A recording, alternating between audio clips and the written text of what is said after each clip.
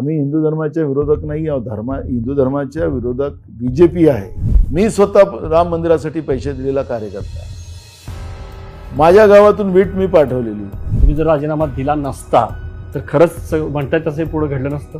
काँग्रेसचा विधानसभेचा अध्यक्षच न होऊ देणं हे जी मोठी चूक आहे, ती चूक लपवली जाते वारंवार. पहिले ते लोक नगरसेवक पळवायचे, जिल्हा परिषद सदस्य पळवायचे, मग आमदार पळवायला लागलेत, मग खासदार पळवायला लागले, आता पक्षच पळवून राहिले. की भाकरी फिरवण्याची भाषा फक्त काँग्रेस आणि राष्ट्रवादी करते, प्रत्यक्ष भाकरी भाजप फिरवतो. मी सांगत होतो मी कसबा जिंकलो, मला सगळे हसत होते. मी परवा पण पुण्याला पत्रकार परिषद घेतली. मी सांगितलं की पुण्याची लोकसभा आम्ही जिंकू. तर मी म्हटलं आज तर हसत नाही तुम्ही, मागच्या वेळेस मला कसब्यात हसले. छत्रपती शिवाजी महाराजांच्या राज्यातले प्रमुख अगर समजा गुजरातच्या लोकांचे हस्तक बनून राहत असतील तर काय छत्रपती शिवाजी महाराजांना वाटत असेल. मी रात्री 2 वाजता काही ट्विट केलं तर माझ्यावर अंगावर त्यांनी 10 माणसं लावून ठेवलेली आहेत. ते रोज मला शिवा घालतील. मी तुम्हाला सांगतो की आज दाव्यात जे आम्ही 14 मध्ये हालत झाली होती की 19 मध्ये, ती हालत नाही भाजपची करून दाखवली महाराष्ट्रात. तर माझं नाव नाना पटोले.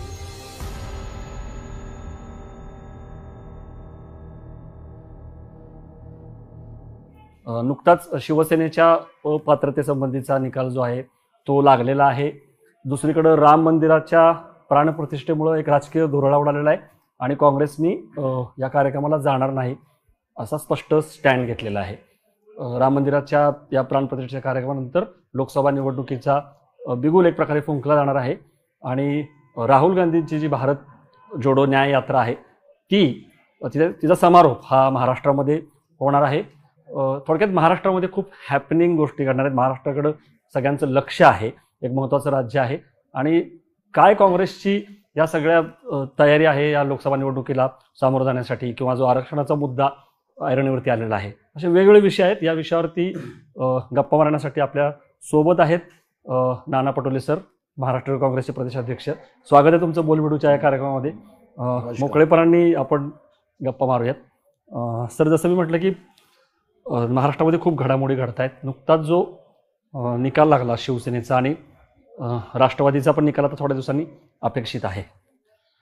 याच्यामध्ये मला तुम्हाला यासाठी प्रश्न विचारायचा आहे की 2 गोष्टी फार महत्त्वाच्या मानल्या गेल्या. 2 राजीनामे, त्यातला एक उद्धव ठाकरेंचा राजीनामा. त्याचं सुप्रीम कोर्टानेच भाष्य केलं की त्यांनी द्यायला नको होता.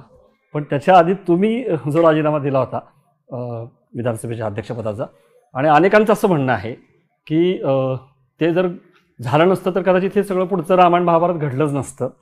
तुम्ही ह्याच्या आधी उत्तर दिलेलं आहे. परंतु हा निकाल आल्यानंतर तुम्हाला असं खरंच वाटतंय का की तो ट्रिगर पॉईंट होता, किंवा तुम्ही जर राजीनामा दिला नसता तर खरंच म्हणताय तसं पुढे घडलं नसतं? 2 गोष्टी याच्यामध्ये एकदम क्लिअर आहेत की ज्याला खोक्याने विकत घ्यायचं असेल, कोणाला सत्तेची भूक असेल, ज्याला पळायचं असेल तर पळू शकला असता. आखरी कायद्याच्या काही चाकोऱ्या आहेत.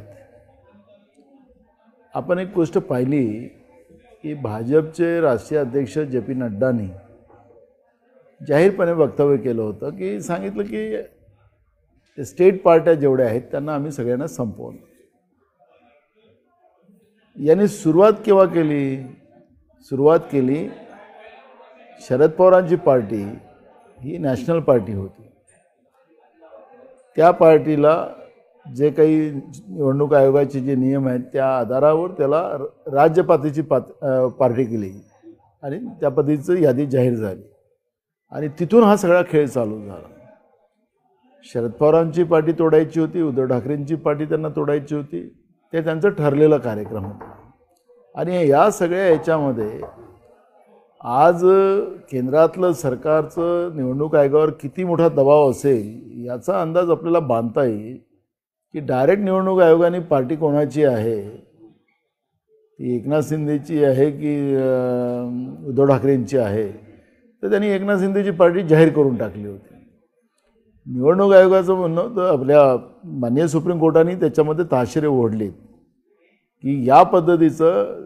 आणि आपण पाहिलं असेल की त्यामध्ये माननीय सुप्रीम कोर्टाने सांगितलं की आमदार खासदार हे पार्टी नसतात.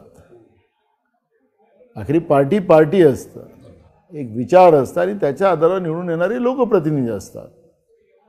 पण निवडणूक आयोगाने डायरेक्ट जेव्हा एकनाथ शिंदेची पार्टी जाहीर केल्यानंतर तिथून ह्या राजकारणाला वळण आलं. बरोबर. आणि राहिलं माझ्या राजीनाम्याचा प्रश्न, अखेरी मी एक पक्षाचा कार्यकर्ता आहे. माझ्या पक्षाने मला विधानसभेचा अध्यक्ष केला आणि हायकमांडनी मला सांगितलं की तुम्ही तो राजीनामा देऊन तुम्ही पक्ष संघटनेमध्ये काम करा. अखेरी कार्यकर्ता म्हणून मला माझ्या पक्षाच्या श्रेष्ठीचा जो आदेश येईल त्याचं मी पालन केलं पाहिजे. पण याच्यानंतर 1 वर्ष काँग्रेसचा विधानसभेचा अध्यक्षच न होऊ देणं हे जी मोठी चूक आहे, ती चूक लपवली जाते वारंवार. पण ती कुणाची चूक आहे? काँग्रेसकडून आम्ही सातत्यानं भूमिका मांडली की 1 दिवसाचं अधिवेशन किंवा अधिवेशन त्यावेळी कोरोनाच्या काळात फार कमी काळाचे राहायचे आणि जे काही असेल त्या याच्यामध्ये विधानसभा अध्यक्षपदाचा जो राजीनामा झालेला आमचा अध्यक्ष त्या तिथं करून. पण त्यावेळेस पवारसाहेब आणि उद्धव ठाकरे साहेबांनी ज्या पद्धतीनं भूमिका घेतली की काही मतं कमी होतील, जास्त होतील, जे व्हायचे होते त्या दिवशी परीक्षा होऊन गेली असती. आखरी कोणाचा दबाव कोणावर आहे मी त्याच्यामध्ये आज जाणार नाही. पण ती चूक होती. म्हणजे मला ऐका ना, तो अध्यक्ष काँग्रेसचा त्यावेळेस विधानसभेचा केला असता. 1 वर्ष अध्यक्ष केला नाही तुम्ही. आणि म्हणून आता त्या प्रश्नावर आता झालेल्या घटनेवर मी चर्चा करणार नाही. पण मी BJPच्या मूळ मुद्द्यावर येतो. 2014 जेव्हा नरेंद्र मोदींना त्यांनी प्रधानमंत्र्याचा उमेदवार जाहीर केल्यानंतर त्या उमेदवारांनी त्या काळामध्ये ज्या घोषणा केल्या त्या घोषणावर पांघरून टाकण्यासाठी या पद्धतीचे जाणीवपूर्वक संविधानाला चुरडण्याचं आणि त्याला संपवण्याचा पाप BJP जाणीवपूर्वक करते आहे.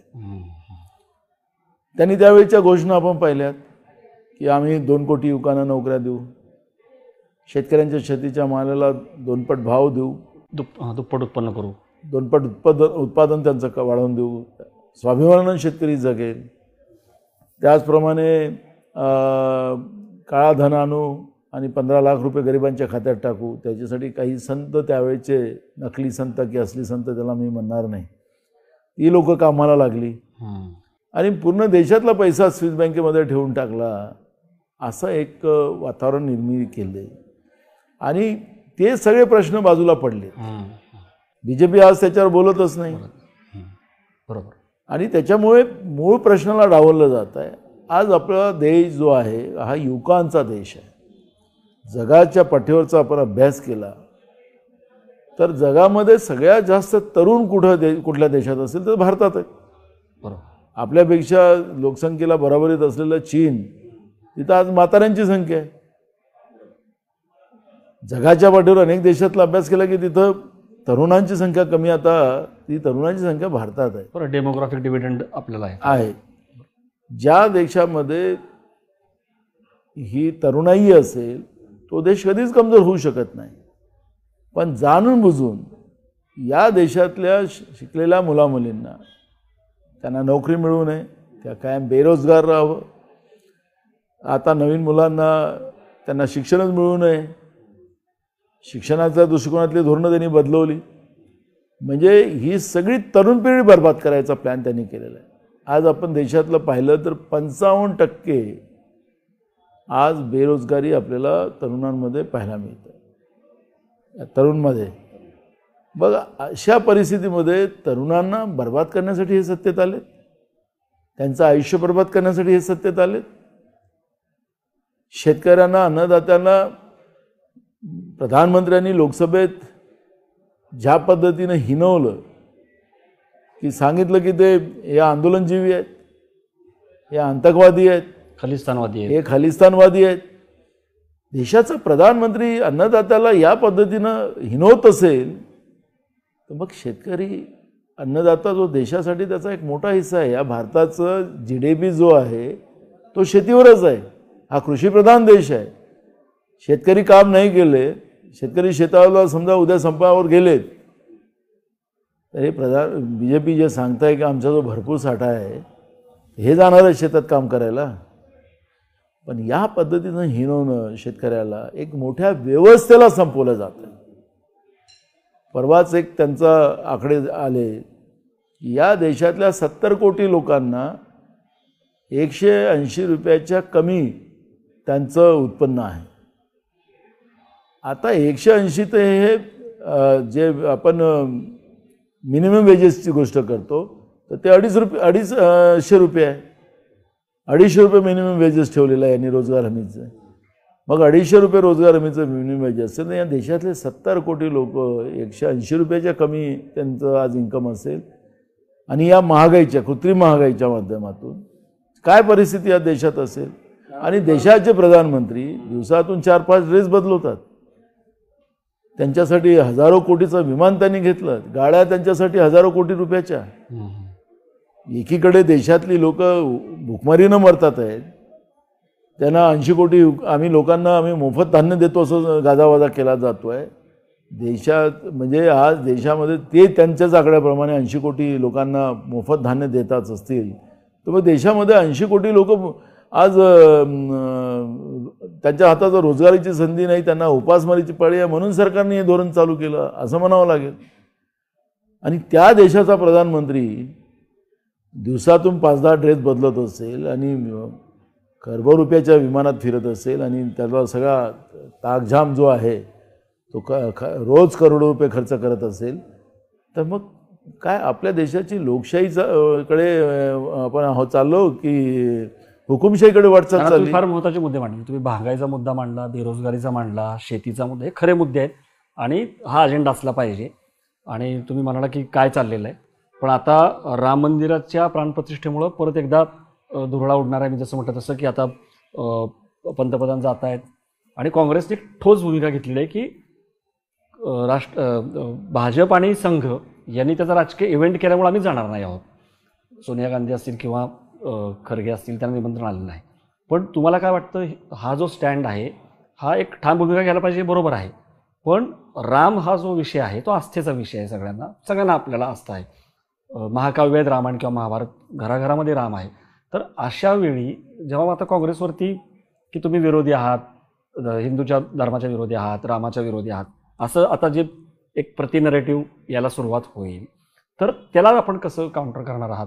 कारण निवडणुका तोंडावरती आहेत आणि निवडणुकीमध्ये हा मुद्दा असणार आहे. आता तुम्ही बघा की एकदा राम मंदिराच्या प्राणप्रतिष्ठा झाली की महाराष्ट्रातूनच भाजपचं नियोजन आहे किती जणांना तिथं न्यायचं आहे. देशभरातून सगळी लोक जाणार आणि हाच एक प्रकारे अजेंडा असेल भाजपचा असं सगळेजण म्हणत आहेत.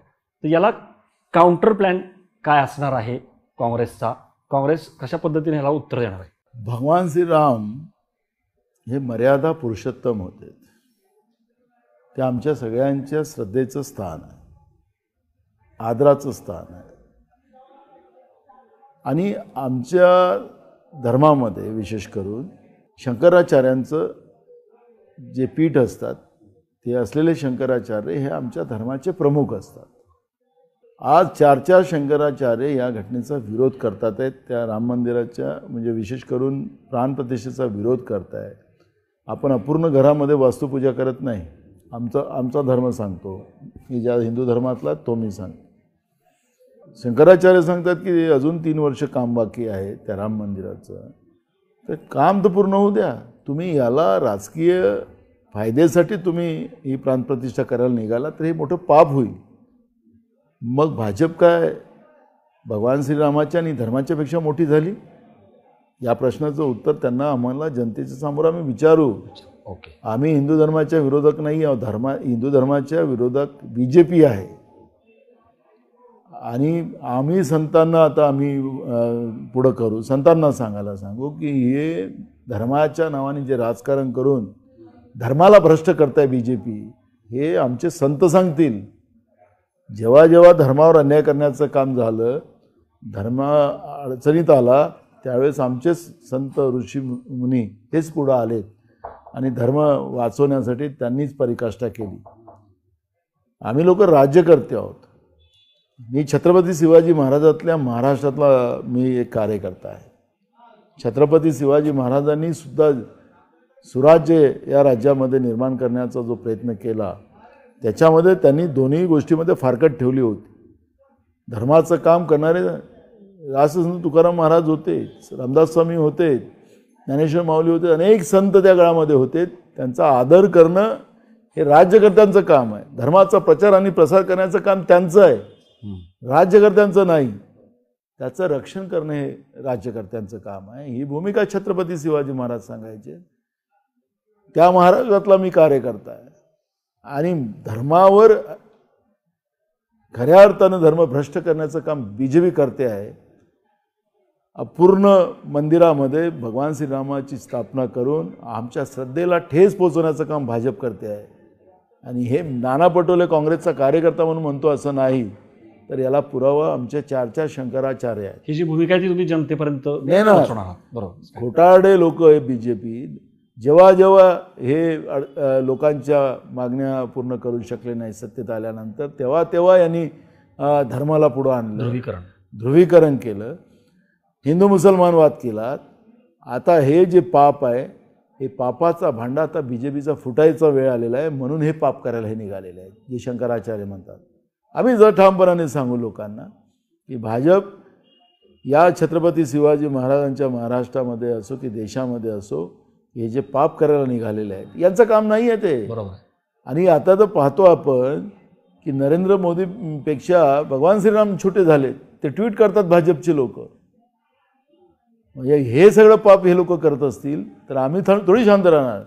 मी स्वतः राम मंदिरासाठी पैसे दिलेला कार्यकर्ता आहे.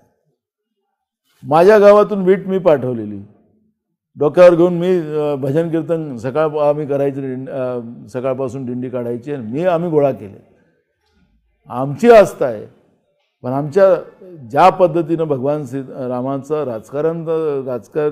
राजकीय हे करतात आहेत, वातावरण निर्माण करून त्याचा फायदा घेण्याचं काम बीजेपी करत असेल, हे का सांगलं याच्यापेक्षा जास्त आम्ही सांगू.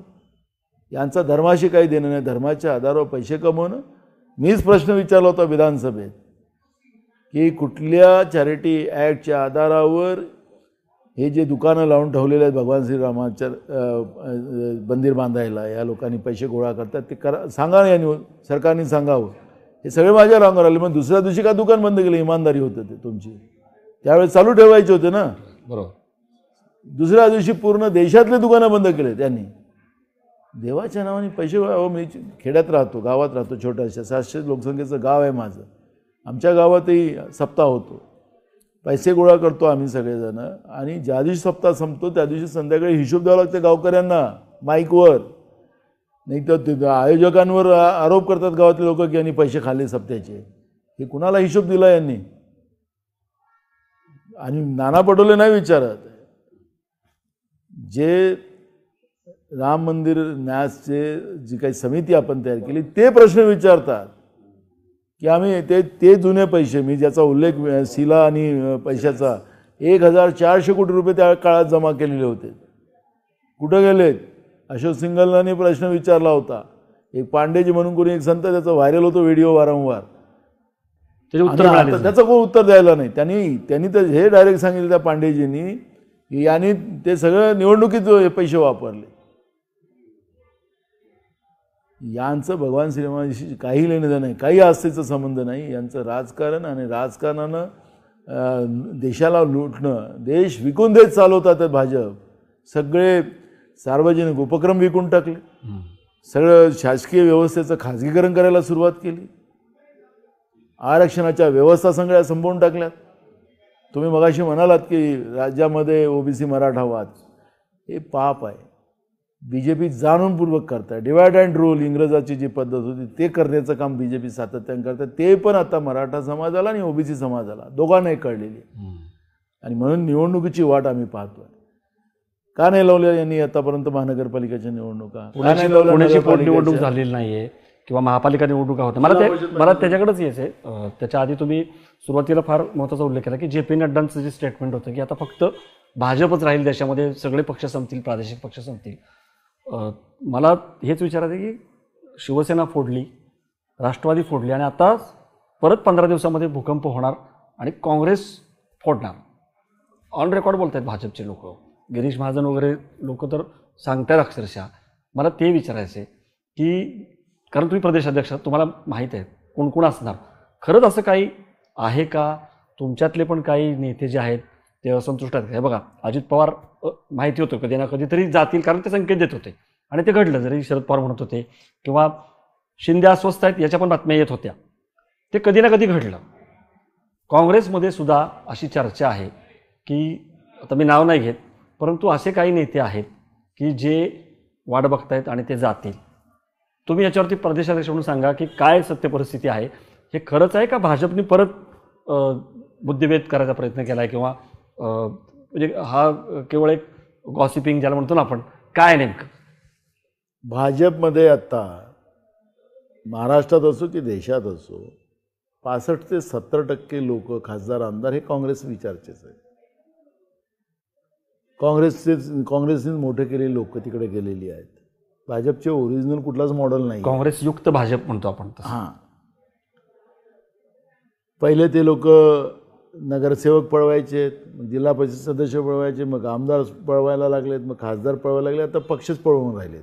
तुम्ही जे म्हणालात त्याप्रमाणे एकदम क्लिअर आहे. म्हणजे चोरी करणं, डाका टाकणं हे त्यांचा व्यवसाय आहे, हे तर स्पष्टच आहे, ते लपलं नाही आहे. मी मगाशी सांगितलं की 65 ते 70% लोक काँग्रेसचेच आहेत त्यांच्याकडे. आता यांचे तर स्वतःचं कुठलंच मॉडेल नाही आहे. जे काही मॉडेल काँग्रेसनीच तयार करून ठेवलेले जे लोक होती तीच त्यांनी आयात केलेली आहे. बरोबर आहे. यांनी सांगितलं की आम्हाला काँग्रेसमुक्त भारत करायचं आहे. मग आताही मोदीजी नाशिकमध्ये भाषण करतात तर काँग्रेसला काय बोलतात? तुम्ही काँग्रेसला शिवा काय देतात? आता 10 वर्षाचा हिशोब द्या ना जनतेला. तुम्हाला काँग्रेसची किती दहशत आहे. त्यावेळेस गोरे लोक पण गांधीला घाबरायचे, तसं आताही मोदी आपल्याला स्वतःला शक्तिशाली म्हणतो, भाजप म्हणतो स्वतःला, त्याची जगातला आमचा सगळ्यात मोठा पक्ष. आजही गांधीला का गांधीचं नाव 10 वेळ घेतात, राहुल गांधीचं नाव का 10 वेळ घेतात? काय संबंध आहे तुमचा? आम्ही आता सत्तेत आहो, आम्ही सत्तेत नाही आहो. मग आजही गांधीचं नाव तुम्ही घेता. राहुल गांधीच्या बद्दल तर त्यांना स्वप्नात आणि झोपेत गिपेत सगळीकडे राहुल गांधीच त्यांना दिसतो. हे कोण किती फोडून नेले, पण जनता हे काँग्रेसच्या पाठीशी आहे. ते बरोबर आहे, पण माझा मुद्दा ऐकून घ्या. जनता काँग्रेसच्या पाठीशी आहे. आणि महाराष्ट्रात तुम्हाला सांगतो, मी आज नाही 2 वर्षाच्या पहिले सांगितलं होतं, ज्या दिवशी मी प्रदेश अध्यक्ष झालो त्या दिवशी सांगितलं की महाराष्ट्रातला सगळ्यात मोठा पक्ष पुढच्या काळामध्ये काँग्रेस होणार. आणि हे माझा शब्द खाली जाणार नाही. हे काळ्या दगडावरची पांढरी रेष आहे. ही किती लोकांना घेऊन जातात, कोणाला मी बघायला सुरुवातीला सांगितलं की कोणाच्या मनात काय हे मला काय, मी काय भविष्यवाला नाही. समजून मी सगळ्यांना सोबत घेऊन चालायची भूमिका आमची आहे. बरोबर आहे. काही लोकांना सत्तेची लालसा असू शकतं, काही होऊ शकतं, तर तुम्ही नाकारत नाही. नाही, मुद्दा तो नाही ना. नाकारायचा मुद्दा काय होऊ शकतं? जाऊ शकतात काही लोक काँग्रेस. ते सांगत आहे मी, ऐकून घ्या. माझं पूर्ण वाक्य होऊ द्या. कोणाच्या मनात काय हे आज मला नाही सांगता येणार. मला 2 मुली आणि 1 मुलगा आहे. माझ्या मुलीच्या मनात आणि माझ्या मुलाच्या मनात काय असेल तर मी बाप म्हणून मला काय कळणार आहे? ते सांगतील तेव्हा कळेल ना. आज जे काही आमचं पूर्ण मी गेल्या 2-2.5 वर्षामध्ये काम जे करत असताना पक्षातल्या सगळ्या मोठ्यापासून तर खालच्या नेत्यापर्यंत सगळ्यांना सांभाळून घेऊन चाललं आहे, परिवार प्रमुख म्हणून. आज मला असं कुठलंही चित्र दिसत नाही की आमच्या पक्षातला कोणी जाणार. हे मी विश्वासानं सांगतो. हा माझा विश्वास आहे. पण मी तुम्हाला मुद्दाहून सांगितलं की भाजपजवळ स्वतःचं काहीच नाही आहे, स्वतःचं काहीच मटेरियल नाही आहे.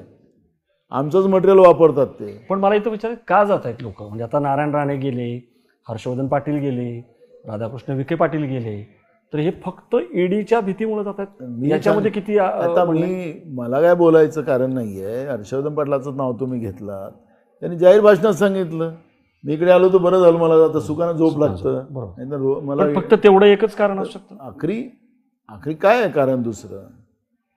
त्यांना जो स्थान काँग्रेसमध्ये होतं या लोकांना, इथं तिथं स्थान नाही आहे ना. गुपचूप बसून राहावं लागतं, मागच्या लाईनमध्ये बसतात. आमच्या काँग्रेसमध्ये पुढच्या लाईनमध्ये बसायचे हे लोक. आज त्यांची अवस्था काय? पोपट बनवून ठेवलेलं आहे त्या लोकांना. जो सन्मान होता, आता त्यांना सन्मानानं जगायचं की नाही जगायचं होतं त्यांचा विषय. मी त्यांना त्यांच्याबद्दल काही बोलायला काही कारण नाही. जे आता आमच्या पक्षात नाही त्यांच्याबद्दल काही बोलायचं कारण नाही. भाजपच्या विचारधारेवर भाजपनी खायचे दात आणि दाखवायचे दात जे वेगळे दाखवलेत ते आता महाराष्ट्रातल्या नाही देशाच्या लोकांना कळलेलं आहे.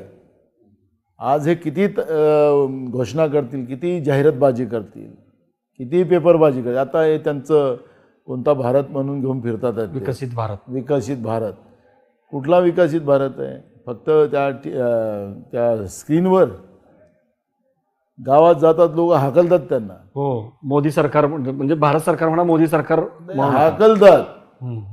आणि आता त्यांनी काय केलं, अधिकाऱ्यांना लावलं तिथं कामाला. कोणी तिथं हाकललं तर त्यांच्यावर 353 लावतात. म्हणजे दहशत निर्माण करण्याचं काम अधिकाऱ्याचं काम आहे का? यांना जाणं यांच्या कार्यकर्त्यांनी कोणता विकास केला सांगायला पाहिजे ना लोकांना. पण हे यंत्रणेचा वापर करून शासकीय यंत्रणेचं काम ज्या शासकीय यंत्रणेला जनतेच्या घामाचा पैसा पगारात जातो आणि जनतेच्या साठी त्यांनी काम करायचं, तर हे पक्षासाठी वापरतात. यांच्या कार्यकर्त्यांनी जावं ना स्वतः रथ घेऊन तो आला, मग बघा जनता यांची काय वाट लावतं. नाना, मग अशी तुम्ही बोलताना असं म्हणाला की काँग्रेस पक्ष हा मोठा ठरणार आहे सगळ्यामध्ये आणि तुम्ही ते आव्हान स्वीकारलेलं आहे. मला त्याच्याकडेच यायचं आहे की आता निवडणुका ज्या आहेत तुम्ही वाट बघताय, तुम्ही स्वतःच सांगितलं. जागा वाटप हा कळीचा मुद्दा असणार आहे. राष्ट्रवादीची 2 शकलं झालेली आहेत, शिवसेना फुटलेली आहे, काँग्रेस अभेद्य आहे अजून तरी. तुम्ही जसं म्हणाला की मला माहीत नाही उद्या काय होईल, पण तुमचा विश्वास आहे. अशा याच्यामध्ये मोठा भाऊ म्हणून काँग्रेस असणार आहे का? काय फॉर्म्युला ठरलेला आहे?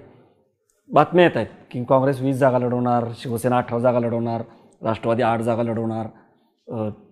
प्रकाश आंबेडकर यांचं जवळजवळ आता निश्चित झालेलं आहे. राजू शेट्टी यांना पण घ्यायचं आहे. तर तुम्ही सांगा तरी काय आहे नेमकं, काय परिस्थिती आहे? कारण जितक्या लवकर हा जागा वाटपाचा तिढा सुटेल तेवढ्या लवकर तुम्ही कामाला लागणार आहात. तर काय आहे आत्ता हे जे काय तुम्हाला मी सांगितलं ते खरं आहे का? काय ठरलंय? काँग्रेस मोठा भाऊ जाणार आहे का? कोण म्हणतं की नाही शिवसेना 22-23 जागा लढवणार आहे आणि काँग्रेस फक्त 18 जागा लढवणार आहे? शरद पवार साहेब, उद्धव साहेब आणि आम्ही जे काही बसून आमची चर्चा झालेली या महाराष्ट्रामध्ये आमची जी रणनीती आहे, मेरिटच्या आधारावर आम्ही सगळे जागांचा निर्णय करू. आता आपण पाहिलं विदर्भ आहे. Vidarbha direct BJP versus Congress अशी फाईट आहे. 10 सीट तिथं आहेत, म्हणजे 48च्या 10 सीटा तिकडे आल्यात. मग आपण उत्तर महाराष्ट्रात आलो तर नंदुरबार, धुळे ह्या आमच्या जागा परंपरागत आहेत, ते तुम्हाला पाहायला मिळतं. तर याही जागा आता यावेळेस आम्हाला लागतील अशी परिस्थिती आहे. म्हणजे सांगायचं तात्पर्य असं की पश्चिम महाराष्ट्र, उत्तर महाराष्ट्र, मराठवाडा आणि कोकण. तर कोकण म्हटलं की शिवसेना एक भिवंडी सोडली की. तर आमचं प्लॅन असं आहे की मेरिटच्या आधारावर सगळे निर्णय करू. जिथं ज्याचं वोट बँक आहे, जिथं स्कीम आहे त्याच्या आधारावर निर्णय करायचा. तर येत्या 15 दिवसामध्ये जागा वाटाचा प्रश्न आमचा सुटून जाईल. थोडासा एक 5-10 जागेचा इश्यू आहे, तो झाला की प्रकाश आंबेडकर, राजू शेट्टी यांना बरोबर घ्यायचं हे तरी नक्की आहे. आम्ही सकारात्मक आहोत. त्याबद्दलची चर्चा पवार साहेब आणि उद्धव ठाकरे साहेब त्यांच्याशी करतात आहेत. त्यामुळे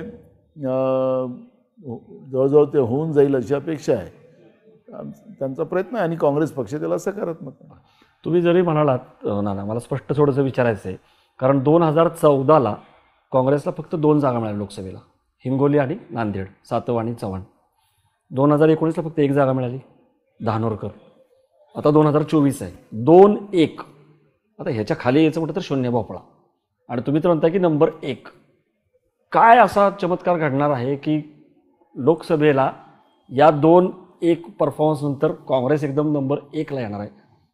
मला कार्यक्रम काय सांगा, काँग्रेसला लोकांनी का मतं द्यावीत आत्ता याच्यामध्ये? सर्वे तुम्हाला अनुकूल आहेत. मी जसं सुरुवातीला म्हटलं की महाराष्ट्र राज्य जे आहे आत्ता तरी इव्हन भाजपसुद्धा, त्यामुळे आपण म्हटलं की पुण्याची पोटनिवडणूक घेतली नाही, महापालिका निवडणूक घ्यायला ते कचरतात. यामागं सगळेजण हेच म्हणत आहेत. महाराष्ट्राकडनं खूप अपेक्षा आहेत की हा जो काही चौखूर उधळलेला वारू आहे भाजपचा, तर तो रोखू कोण शकतं सध्या? बिहार, पश्चिम बंगाल, महाराष्ट्र. तर महाराष्ट्रामध्ये तुमचे पण काही रिपोर्ट्स आहेत का खरंच काँग्रेसला, किंवा जे पवार, उद्धव ठाकरे तुम्ही सगळे एकत्र आलेला आहात मविवा, त्याला खरोखर अनुकूल आहेत का महाराष्ट्रामध्ये? आणि मग काय असणार आहे काँग्रेसची रणनीती, काय आहे? तेच ते चेहरे देणार आहे का काँग्रेस? मला स्पष्ट विचारायचं आहे की भाकरी फिरवण्याची भाषा फक्त काँग्रेस आणि राष्ट्रवादी करतं, प्रत्यक्ष भाकरी भाजप फिरवतं. बघा तुम्ही, म्हणजे कसं आहे की भाजपवरती टीका करायला काय हरकत आहे, परंतु ज्या पद्धतीनं भाजप 40% उमेदवार बदलतं, गुजरातमध्ये अख्खा मुख्यमंत्र्यासहित सगळं मंत्रिमंडळ निवडणुकीच्या आधी बदललं जातं. आत्ताची 3 राज्य आली, शिवराज सिंग चव्हाणांना त्यांनी ज्या पद्धतीने बाजूला केलं, वसुंधरा राजे जे 3 मुख्यमंत्री झाले त्यांची नावं कोणालाही माहीत नव्हती. ही जी एक रिस्क घेतात तसं का नाही घेत काँग्रेस? तेच ते चेहरे का दिसतात काँग्रेसमध्ये परत परत? 14 आणि 19चा हा काळ जो आहे, तुम्ही आम्हाला 2 आणि 1 जागा फॅक्ट आहे ती म्हणजे. असं तुम्ही सांगितलं, मी त्याला काही नाकारायचं काम नाही, फॅक्ट आहे. एक काळ असा होता की बीजेपीचे फक्त 2 खासदार देशामध्ये राहायचे. तर बीजेपीने काही 2 खासदारामध्ये, आणि तेही काँग्रेसने त्यांना मदत केली म्हणून, नाही तर बीजेपी नावाची पार्टी या देशात नसती राहिली. विरोधक असावं लोकशाहीमध्ये, आणि ही सत्ता आणि विपक्ष हे 2 चाकं या लोकशाहीतले महत्त्वाचे असतात. आणि म्हणून काँग्रेसनीच त्या पद्धतीचा अडवाणीजी आणि अटलजींचा त्यावेळेस 2 खासदारांचा प्रवेश काँग्रेसने करून घेतलेला. हे तर म्हणून आता मुद्दाम तुम्ही प्रश्न उपस्थित केला म्हणून तुम्हाला काँग्रेसने काय बीजेपीचा कसा जन्म घातलेला ते पण मी मुद्दाम सांगितलं पाहिजे. राहिलं 14 आणि 19ला 2 कोटी युवकांना दरवर्षी नोकरी देणार होतो आम्ही.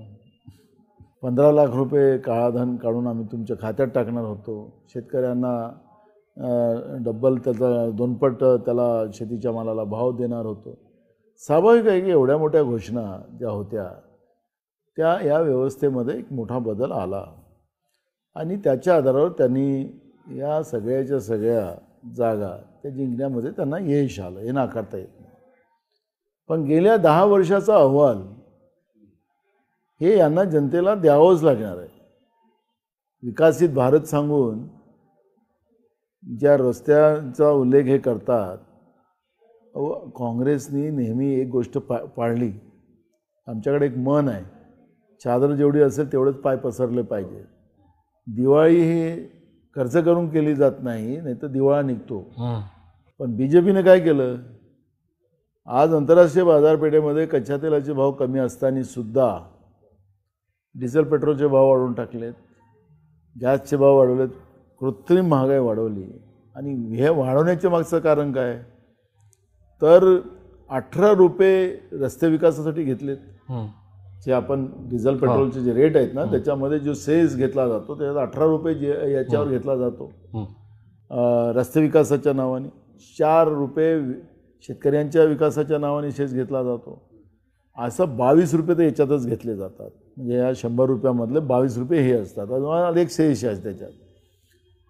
शेस घेतले तर त्याचे पैसे राज्याच्या तिजोरीत येत नाही त्याला, नाही तर GST लागला तर GSTमध्ये काही हिस्सा त्यांना राज्याला द्यावा लागतो आणि मग काही हिस्सा केंद्राला, असा तो जातो. पण शेस लावला तर सगळा पैसा केंद्राच्या तिजोरीत जातो. म्हणजे या निमित्तानं बोलबेडूच्या माध्यमातून तुमच्या दर्शकांना सुद्धा हा मुद्दा कळावा. याने काय केलं की ही योजना रस्ते विकासाची ही अटल बिहारी वाजपेयी साहेबांच्या सरकारमध्ये पहिल्यांदा सुरू झाली. 1 रुपया डिझेल पेट्रोलवर घेण्याचा निर्णय झाला. त्या माध्यमातून प्रधानमंत्री सडक योजना सुरू झाली. 1 रुपयाचे वर्षाचे 19,000 कोटी रुपये जमा व्हायचे. 1 रुपयाचे. ती योजना डॉक्टर मनमोहन सिंग साहेबांपर्यंत चालली 1 रुपयावाली. पण जसं मोदींचं सरकार आलं त्यांनी ह्या सगळे शेस वाढवलेत आणि जनतेकडून पैसे लुटायला सुरुवात केली. जनतेच्या पैशांनी हे सगळे हायवे बनतात आहेत आणि त्याच्यातही मोठा भ्रष्टाचार आहे. त्याला सरकारी यंत्रणा काम नाही करत, त्यांनी प्रायव्हेट एजन्सीला लावलेला आहे. 1 रुपयाची वस्तू सरळ 10 रुपयाला करतात. त्याचा एक कॅग रिपोर्ट मागच्याच काळात आपण पाहिला द्वारका ते दिल्ली रस्त्याच्या बाबत की 18 कोटीचा रस्ता 250 कोटीमध्ये 1 किलोमीटरला त्यांनी लावले आहेत. म्हणजे किती भ्रष्टाचार आहे या नॅशनल हायवेच्या याच्यामध्ये त्याचं एक उदाहरण आपल्याला सांगता येईल. म्हणजे त्याला आरोप नाही, ते वस्तुस्थिती आपण कॅगच्या माध्यमातून पाहतोय. 18 कोटीचा रस्ता 1 किलोमीटरचा त्याला 250 कोटी लावलेत. म्हणजे कसा भ्रष्टाचार असेल याच्यात सांगतो. मग आता हे सगळे पैसे जनतेचे आहेत. बघ या रोडचं ऑक्शन करतात ते इंटरनॅशनल याच्यामध्ये ते, आणि मग त्या रस्त्यावर टोल बसवतात. म्हणजे विदेशातल्या कंपन्यांना ते रस्ते विकायचे, त्याच्यावर टोल बसवायचा आणि त्या रस्त्यानं जनतेचं पुन्हा लूट करायची. याला हे विकास म्हणतात का, विकसित भारताचा? माझा सवाल आहे या लोकांना, तुमच्या माध्यमातूनही लोकांना कळलं पाहिजे की हे जे विकास सांगतात हायवे आणि पुलं आम्ही बांधली याच्यातला हा आहे. म्हणजे आखरी पहिल्याच्या काळात मी ग्रामीण भागातला पोरगा आहे. आम्ही घरून निघायचं तर आमच्या खिशातून 5 पैसे पण रोज खर्च एका दिवशी खर्च व्हायचे नाहीत, कारण आम्हाला लागायचेच नाही. आज घराच्या बाहेर निघालं की पैसे लागतातच. बरोबर. म्हणजे तुमच्या खिशात पैशाशिवाय तुम्हाला बाहेरच निघता येत नाही. ग्रामीण भागाची अर्थव्यवस्थेमध्ये तुम्हाला सांगतो ना साहेब, की खरंच सांगतो की आम्हाला पैसे लागतच नव्हते. सगळं शेतीतला माल होता, काहीच नाही, घ्यायला काही लागायचं नाही. बरोबर आहे. पण आज आम्हाला थोडं बाहेरही निघायचं तरी पैसे लागतात. हम्म. म्हणजे आज अशी परिस्थिती या लोकांनी निर्माण करून ठेवली की लूट, सगळीकडे लूट जनतेची माजवून ठेवलेली आहे. आणि म्हणून स्वाभाविक आहे की लोकांमध्ये असंतोष मोठा आहे. महाराष्ट्रामध्ये कसब्याचा उल्लेख मगाशी तुम्ही केला, मला सगळे हसत होते. मी सांगत होतो मी कसबा जिंकणार. मी परवा पण पुण्याला पत्रकार परिषद घेतली, मी सांगितलं की पुण्याची लोकसभा आम्ही जिंकू. तुम्ही म्हटलं आज तर हसत नाही तुम्ही, मागच्या वेळेस मला कसब्यात हसलेत. मी त्यावेळेस सांगितलं की तुम्ही हसताय ना, मी तुम्हाला कसबा जिंकून दाखवतो. जिंकली. त्याच्यात तर सगळे यांनी गुंडाईजम आणला होता, अधिकाऱ्यांचा वापर केला, सगळं मंत्रिमंडळ आलं, अमित शहापासून सगळे आले. आखरी जनतेमध्ये किती राग असेल, यांच्या साम वाम दंडनीतीलाही सुद्धा लोक यांच्या याच्यात गळाला लागले नाही. लोकांनी काँग्रेसला निवडून पाठवलं. मी तुम्हाला सांगतो की आज दाव्यात जे आम्ही 14मध्ये हालत झाली होती की 19मध्ये, ती हालत नाही भाजपची करून दाखवली महाराष्ट्रात. तर माझं नाव नाना पटोले. तुम्ही फार मोठा म्हणजे मला मगाशी फार तुम्ही एक चांगला उल्लेख केला की मनमोहन सिंग असताना जी योजना आली ज्याच्यामुळे 19,000 कोटी रुपये हे मिळत होते, अटल बिहारी वाजपेयीपासून सुद्धा सुरू झाली. मला हेच म्हणायचं आहे की काँग्रेसच्या काळामध्ये इतक्या चांगल्या योजना आल्या, इतके कायदे बनले, पण हे तरुण पिढीसमोर किंवा आता जो मतदार आहे त्याच्यासमोर पोचवायचं काम कोण करणार? म्हणजे मला इथं स्पष्ट म्हणायचं आहे की भाजप ज्या पद्धतीने आता बघा, आवडो न आवडो तरुण जे आहे ते सोशल मीडियावरती असतात. सोशल मीडियाला तुम्ही टाळू शकत नाही, इतकं अविभाज्य झालेलं आहे.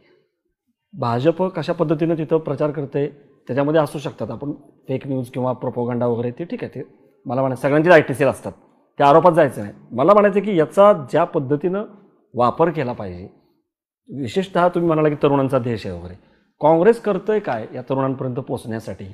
कारण टीका होते की ज्या पद्धतीनं भाजप या सगळ्याचा उपयोग करतो, डिजिटल मीडियाचा असेल, सोशल मीडियाचा असेल, तरुणांपर्यंत पोहोचण्याचा, तसं काँग्रेस करतच नाही. तर मला तेच म्हणायचं, मगाशी जो मी मुद्दा तो इथं परत आणतो की तेच ते चेहरे दिसतात तरुणांना. सतेज पाटील तुमच्याकडे आहेत, प्रणिती शिंदे आहेत, विश्वजित कदम आहेत, असंही नाही. पण आपण काय बघतो की जेव्हा तिकीट द्यायची किंवा ह्याची वेळ येते तेव्हा दिलं जात नाही. मग ज्योतिरादित्य शिंदे जे आहेत ते निघून गेले, सत्यजित तांबे जरी निघून नसले गेले, तुमच्यापासून लांब गेले. मला हे विचारायचं आहे की हे जे नेते आहेत ते वेगवेगळ्या कारणामुळे असतील, तरुण आहेत, तर ते जर असे जायला लागले मग भाजपवाले बसलेलेच आहेत. हे हे हे काय आहे? हा गैरसमज आहे आपला. मी तुम्हाला सांगतो, पहिल्या डिजिटलवर आपण येऊ. आज भाजप 30 कोटी रुपये रोजचा खर्च देशामध्ये करतोय डिजिटलवर. हा भाजप चिवडा पार्टी म्हणायचो आपण यांना, यांचं दरीवर बसवायचे, चिवडा खायचे, अशी ती पार्टी.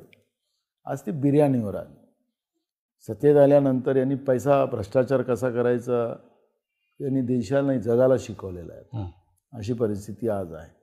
GST सारखा कायदा आणून ज्याचा मी विरोध केला होता, याचे 2 हिस्से ते मेन उत्पादक म्हणजे त्यांचे मित्रांना जातात आणि ते पैसे मग भाजपच्या अकाउंटमध्ये ते, कारण की सगळ्यात श्रीमंत पक्ष आता तोच आहे देशामध्ये. पैसे कुठून येतात ते सगळ्यांनाच कळतं. त्यांनी कायदा आपल्या हिशोबाने बनवतात की कोण पैसे दिले ते कळले नाही पाहिजे, त्याचं पण करतात ना. करा ना, पारदर्शकता आहे ना तुमची. तुम्हाला कोण पैसे दिले, इलेक्ट्रॉनिक बॉन्डमध्ये कोण पैसे देते कसं, तुम्ही ते कळू द्या ना. तुम्ही सांगता ना मैं नाही खाऊंगा ना खाणे दूंगा, तर तुम्हाला पैसे कोणाचे येतात ते तर कळू द्या देशाच्या लोकांना. राहुल गांधीजींनी त्यांना प्रश्न विचारले होते की अदानींनी जे विदेशातून जे पैसे सिंगापूरवानी ज्या मार्गाने आणले होते, हे पैसे कोणाचे होते आणि हे का आपण नाही लावलं. परवा पण आता मला सांगतो सेबी काय करतं देशाचा. माननीय सुप्रीम कोर्टाने परवा CBIची इन्क्वायरी त्यांची बंद केली. पण सेबीचं काय, तो सवाल तर सुप्रीम कोर्टाने त्यावेळेस विचारला होता अदानीच्या मॅटरमध्ये. सेबीचं हे काम आहे की बँकेत कोणाचे पैसे कैसे जातात, मोठे अकाउंट कोणाचे आहेत, काय, ते सेबीचं काम आहे. सेबी काय चूप बसलेली आहे. सुप्रीम कोर्टाने विचारलं होतं. आता यावेळेस माननीय सुप्रीम कोर्टाने का नाही विचारलं, आम्हाला त्याच्यामध्ये जायचं नाही, न्यायव्यवस्थेचं आहे प्रकरण. पण हे जे भ्रष्टाचाराचे पैसे ती आहेत, काँग्रेसजवळ असे भ्रष्टाचाराचे पैसे नाही आहेत. पण तुम्हाला आता सोशल मीडियावर तुम्ही बघा, 2019 ते 2020-21 पर्यंत BJPचा बोलबाला डिजिटलवर होता, नाही आहे माझं म्हणणं नाही, आज पण त्यांचं आहे. पण आता त्यांच्यावर जसं त्याने डिजिटलवर हे जातात तसं सामान्य माणसं त्यांच्या अंगावर कसं जातात ते बघतो आपण. दोन गोष्टी बुमरँग होऊन राहिलं. ऑर्गॅनिक आणि या पद्धतीची आर्थिक व्यवस्था लावून निर्माण करणं, या गोष्टीमधला फरक असतो.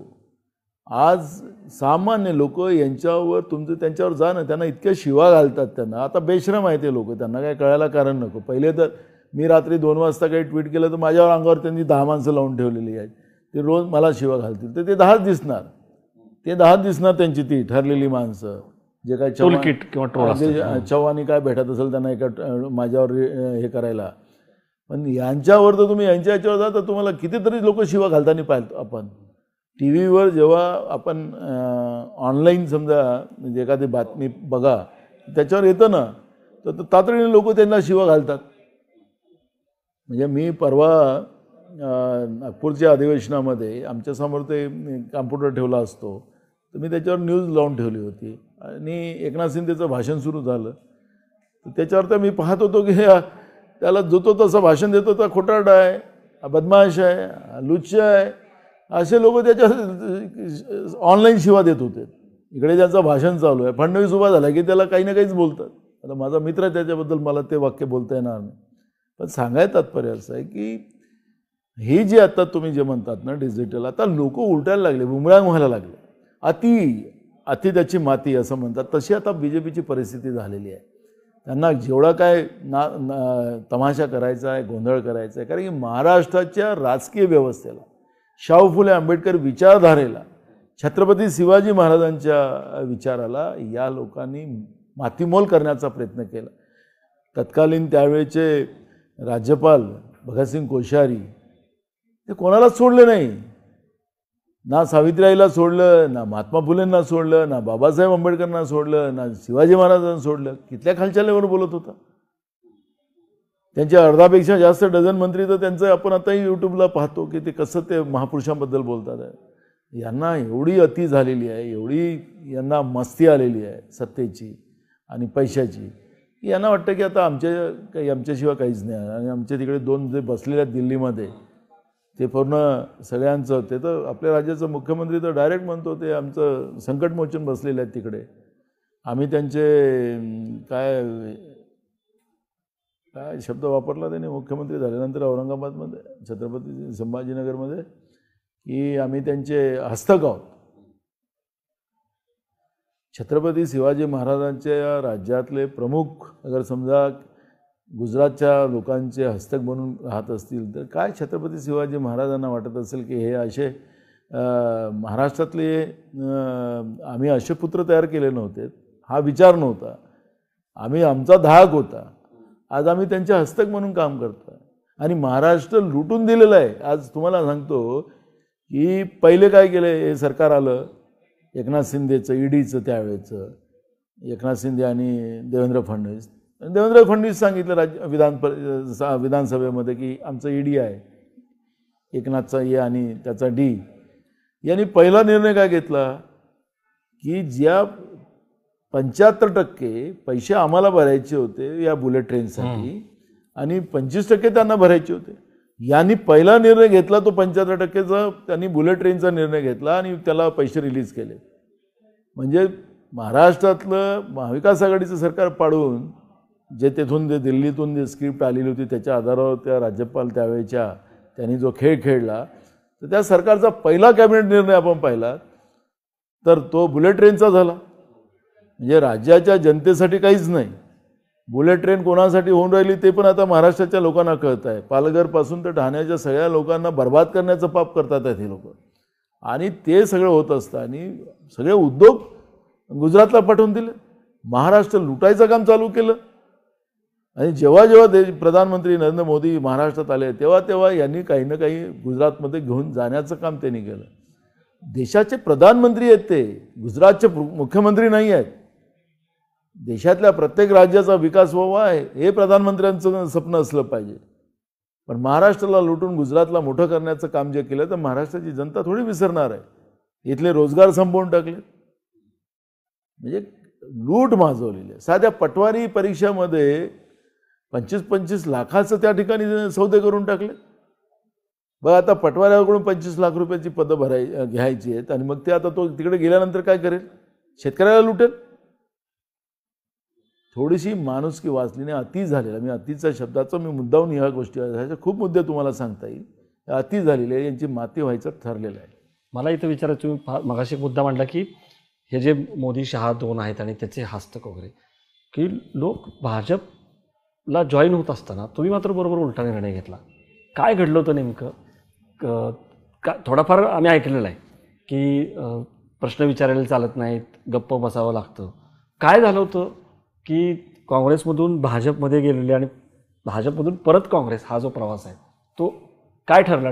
कशामुळं तुम्हाला भाजप सोडावं लागलं? तुम्ही भाजप का सोडलं आणि तुम्ही काँग्रेसमध्ये आला?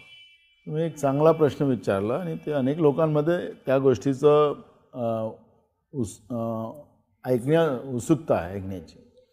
आमच्या जिल्ह्यातलं राजकारण होतं. प्रफुल्ल पटेल आमचे व्यावसायिक राजकारणी, आम्ही एक शेतकऱ्याचा पोरगा आणि काहीतरी चांगलं करावं, लोकहिताचे निर्णय आपल्यामधून लोकांचं भलं व्हावं, हे स्वप्न साकारून मी राजकारणात आलो. माझ्या घरात कोणी साधा ग्रामपंचायतीचा मेंबर पण नाही झाला एवढ्या वर्षात. आमच्या परिवारात कोणीच राजकीय याच्यात नाही. आजही माझं घरी तुम्ही पाहिलात तर कोणी, आमचं घर राजकीय वाटणारच नाही. एक सामान्य परिवार असतं तशासारखंच आमच्या घरातलं वातावरण आजही आहे.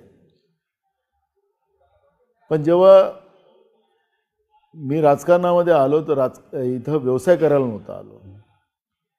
आणि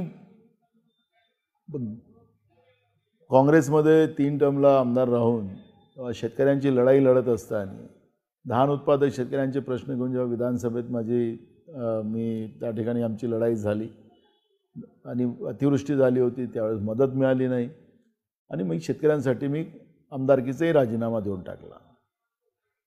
2007 मध्ये 7-8च्या दरम्यानात मी राजीनामा दिला आणि शेतकऱ्यांची लढाई लढत राहिलो. नितीन गडकरी तेव्हा राज्याचे भाजपचे अध्यक्ष होते. आमचा एक जवळचा मित्रांनी त्यांना निरोप दिला की नानांना आमच्या पक्षात घ्या, कारण BJPचा सुपडा साफ झाला होता 2009 मध्ये. BJP जवळपास गॉन झाली होती. मग घरातही आमचा मोठा वाद झाला. माझ्या वडिलांना अजिबात भाजप आणि RSS आवडायची नाही. ते मला घरातून बाहेर काढायचा निर्णय झाला. पण माझ्या मोठ्या भावाने मध्यस्थी केली त्याच्यात आणि त्यांनी राजकारण उभं केलेलं आहे. त्याला जाऊ द्या, ते प्रफुल्ल पटेल रोज त्यांना त्रास देतो, जाऊ द्या त्याला. तर ते वडिलांनी त्याला मान्यता दिली. वडिलांची इच्छा नव्हतीच, आणि मी आईवडिलांना रिस्पेक्ट करणं, त्यांचा आदर करणं हे नेहमी मी त्याचं पालन केलं. मी त्यांना गाव आवडायचं म्हणून मी गावातच राहायचो. मी शहरात आलोच नव्हतो. मग माझे मुलं मोठे झाले तेव्हा मिसेसला पाठवलं, पण मी गाव नाही सोडलं. तर 2014 मध्ये यांना सत्ता आणायची होती. मग मला म्हटले की तुम्हीच लोकसभा लढा. आम्ही लोकसभा लढली. जे काही आश्वासन यांनी दिले ते आम्हाला, नरेंद्र मोदीचं भाषण जेव्हा प्रधानमंत्री झाल्यानंतर सेंट्रल हॉलचं भाषण तुम्ही ऐका, की त्याच्यामध्ये त्यांनी सांगितलं की मेरी सरकार गरीबों के लिए काम करेंगी, मेरी सरकार किसानों के लिए काम करेंगी. मला अति आनंद झाला की चला आपल्याला जमिनीतला एक माणूस आलेला आहे. मेरी सरकार OBC के लिए काम करेंगी. माझी OBC चळवळ पण मोठ्या प्रमाणात मी राबवलेली होती आणि त्याला आता आदरणीय राहुल गांधीजींनी जातीय जनगणनेची भूमिका घेऊन मला जे माझं स्वप्न होतं त्याला आता साकारवण्याची वेळ आलेली आहे. तर OBCचं मंत्रालय करायची भूमिका त्या काळात नरेंद्र मोदींनी मांडलेली होती आणि मला आनंद. पण जेव्हा 2016ला यांनी रंग चालू केला यांचा, नोटबंदी, मग GST आणि GSTच्या मामल्यामध्ये जेव्हा मी अरुण जेटलींना भेटलो आणि त्यांना विचारलं, मी ते आज नाही आहेत हयातमध्ये, ते म्हणले कि नाना ये मुझे स्क्रिप्ट बना के मिली थी और मुझे जो बोलना था वही बोल दिया मैंने, मैं उसके आगे कुछ नहीं हूँ, मुझे भी पता नहीं, असं अरुण जेटलींचं स्वतःचं वाक्य आहे. म्हणले सर ये लेकिन कैसा करोगे आप, तो यहाँ तो लोगों से पैसा ले रहे हो. पहले पैसा जो लिया जा रहा था वो बड़ों से लेके आखिरी के इंसान तक जाता था, जो बाबा साहब अम्बेडकर का आर्थिक धोरण था. यहाँ तो उल्टा हो गया, ये राज्य और केंद्र की तिजोरी में जाएगा और दो जो उत्पादक है तो किसान भी उत्पादक है, किसान को क्यों नहीं मिलेगा. तो अरुण जेटली म्हणले की मुझे पता नहीं, मैं जो रखा, जो स्क्रिप्ट बना वो मैंने. आता तिकडे बोलायला नव्हतो, पण 2017मध्ये नरेंद्र मोदींनी त्या काळामध्ये आपल्या घरी असे झोन पाडले होते. तर आम्ही मध्य भारतात येत होतो, तर महाराष्ट्र, गोवा, मध्य प्रदेश आणि छत्तीसगड अशा 3 राज्यांचं त्यांनी खासदारांची मीटिंग त्यांच्या घरी ठेवली. आम्ही गेलो. मी मुद्दाम ते मला ते नोटबंदी आणि GSTच्या नंतर मला बरोबर वाटत नव्हतं की हे चुकीचं करतात आहे, आणि म्हणून मग मी मागं बसलो. मला बोलायचं नव्हतं, पण यांनी सिनियर खासदारांचा जेव्हा मोदी अपमान करत होते, ते बोलायला उठले की त्यांना तुमको किसने बनाया खासदार, तुम्हारा मैं पूछ रहा हूँ अलग, तुम अलग पूछ रहे हो ऐसे. मग आला, मला स्वाभाविक आहे राग आहे ना. मी हात वरती केला, मी उभा झालो. माईक होता हातात, त्यांच्या हातात माईक होता. मी म्हटले की सर मुझे ये बताओ कि ये GST हम लागू करने जा रहे हैं, तो इसमें मेरे किसान को क्या मिलेगा, इसमें तो कुछ दिख ही नहीं रहा है. तो बोले आपको पता है किसान को क्या मिलता है. मला सर मैं खुद ही किसान हूँ. तर त्याला वाटलं की मी शहरातला माणूस असेल. तर मला खालून वर पाहिला, मला खुद ही किसान हूँ. तो मैंने क्या फर्टिलाइज़र में थोड़ी सब्सिडी देते हो, बाकी क्या मिलता है किसान को. आखिरी किसान ने फसल निकालने के बाद में किसान के फसल का रेट हम डिसाइड करते हैं, सपोर्ट प्राइस हम डिक्लेयर करते हैं दिल्ली में बैठकर. 1 रुपया खर्चा करेगा उसको 25 पैसा भी नहीं मिलता. तो हम अगर नया फाइनेंशियल कॉन्सेप्ट ला रहे हैं तो इसमें किसान की हिस्सेदारी होना चाहिए, ये मेरी मांग. झालं. त्याला मोदींना आवडलं नाही. ते गडकरी बसलेच होते बाजूला त्यांच्या. हे झालं, मग ते बंद करो तुम्हारा. मैं बंद क्यों करूँगा, आपने बोलने को बोला है, हम बोलेंगे. आता ते तुतुमेवरच झालं. आता मी म्हटलं तर आरपार जातो, तुला आवडलंच नाही तर मी काय करणार, तुझ्या आवडीसाठी हो थोडीच बोलणार मी. मग त्याच्यानंतर पहिला OBC का भी आप मंत्रालय खोलने की बात की थी, उसका क्या. बोला मैं मंत्रालय बंद करने की बात कर रहा हूँ, तुम मंत्रालय खोलने की बात कर रहे हो.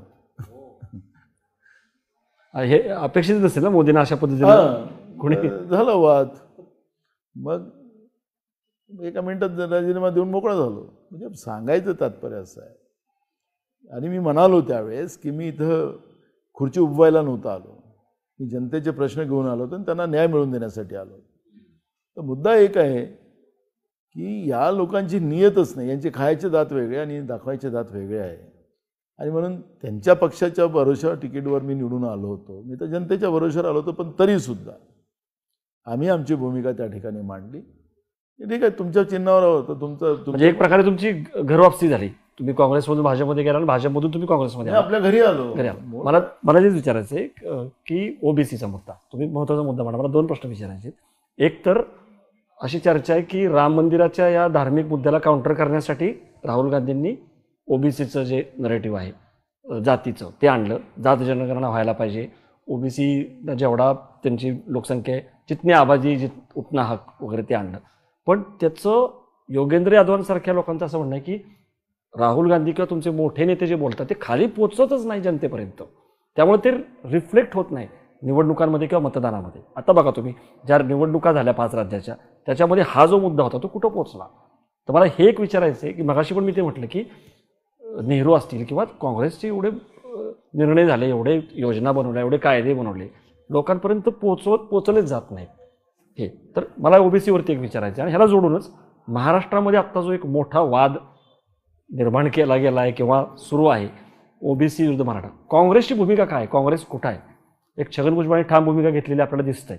त्याच्यामध्ये. BJP पण म्हणतंय की आम्ही देणार 10% आरक्षण मराठा समाजाला, पण ओबीसीला धक्का लावू न देता. जरांगे पाटील तिकडे म्हणतात की ओबीसी मधूनच घेणार. भुजबळ स्पष्ट म्हणतात की ओबीसी मधून देता येणार नाही. आयोगाचं काय झालं बघितलं आपण, आयोग सगळा बदलला. काँग्रेसची भूमिका काय आहे, नाना पटोलेंची भूमिका काय आहे, या प्रश्नाकडे तुम्ही कसं बघतात? कुठं आहे तुम्ही या सगळ्या ओबीसी आणि मराठा या वादामध्ये? काँग्रेसचा स्टँड काय? ओबीसी मराठा हा जो वाद आहे हा ट्रॅप आहे BJPचा. कुणासाठी लावलाय?